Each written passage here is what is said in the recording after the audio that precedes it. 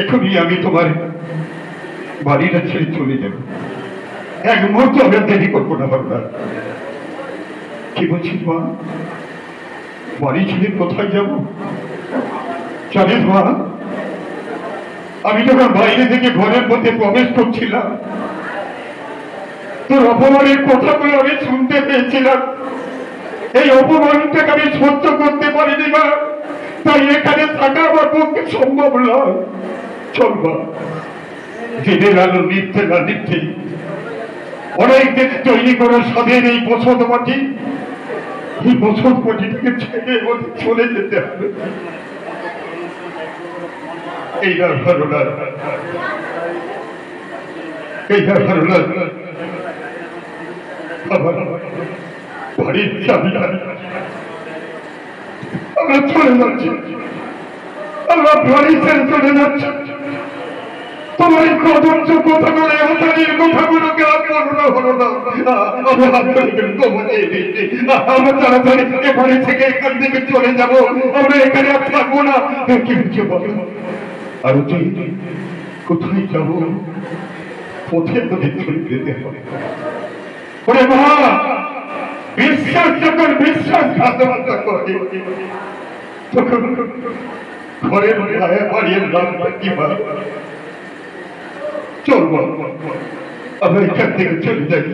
স্বামীর মা, সংসারের সুখের কথা ভেবে, সংসারের কল্যাণের কথা ভেবে আমি বিশ্বাসের গাছটাকে আঁকড়ে ধরে ভাববার চেষ্টা করেছিলাম, কিন্তু অবিশ্বাসের ঝড়ে সেই গাছটা একেবারে ভেঙে চুরমার হয়ে গেল, একেবারে ভেঙে চুরমার হয়ে গেল।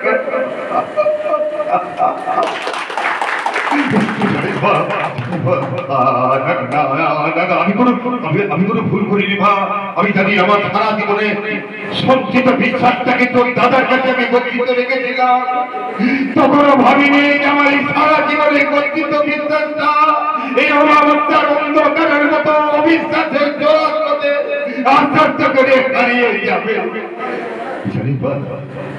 একটা ছোট গাছ, সেই ছোট গাছটাকে আস্তে আস্তে করে ভালোবাসার জল দিয়ে, স্নেহের বাতাস দিয়ে তাকে আস্তে আস্তে করে আমি বড় করে তুলেছিলাম।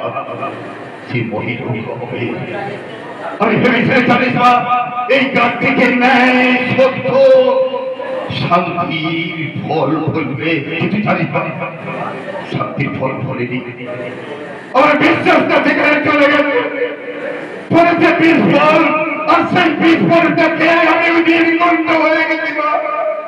চাই তোর প্রতি আমি সুবিচার করতে পারি না মা। এটাই তোর অধম পিতাকে ক্ষমা করব, এটাই তোর অধম পিতাকে ক্ষমা করব। কি বলছি? বাচ্চা হবে? হ্যাঁ হ্যাঁ, বাচ্চা হবে। বাচ্চার জন্য ঠিক লড়াই, তাই বাচ্চার লড়াই আমার এই কেল্লিটা আমার হাতিয়ার।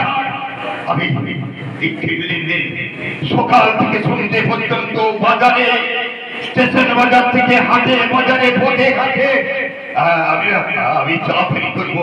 আমার এই চা ফেরি করার জন্য আমি মানুষের কাছে যাবো। জানিস মা, আমার এই মুখরোচক চা খাওয়ার জন্য না অনেকে আস্তে আস্তে করে আমার কাছে চলে আসবে। আমি তাদের কাছে চা দেবো, আস্তে আস্তে করে কোথা কোথায় টাকা আমার হাতে আসবে। আর সেই কোথা কোথায় টাকা দিয়ে একদিন বাবা তোকে আমি বিয়ের ব্যবস্থা করবো।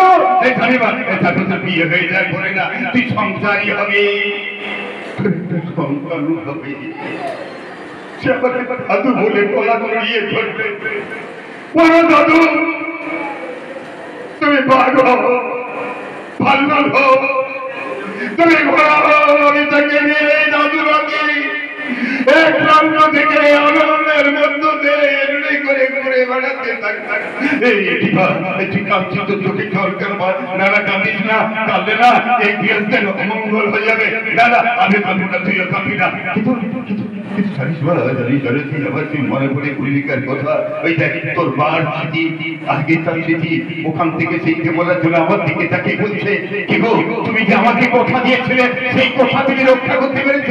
জানিস ভারতী, তোর মা যখন মৃত্যু সজ্জায় শায়িত, মৃত্যুর সঙ্গে যখন ঝঞ্ঝা করছে তখন আমাকে হাতে ধরে বলেছিল জানো আমি তো মরণের পথে যাচ্ছি আমার একটা আবেদন জানো আমার এই মেয়ে আরো থেকে তোমার হাতে তুলে দিলাম তুমি এই মেয়েটাকে বড় করে শিক্ষিত করে একে বিয়ে দিবে বাচ্চাদের ব্যবস্থা করবে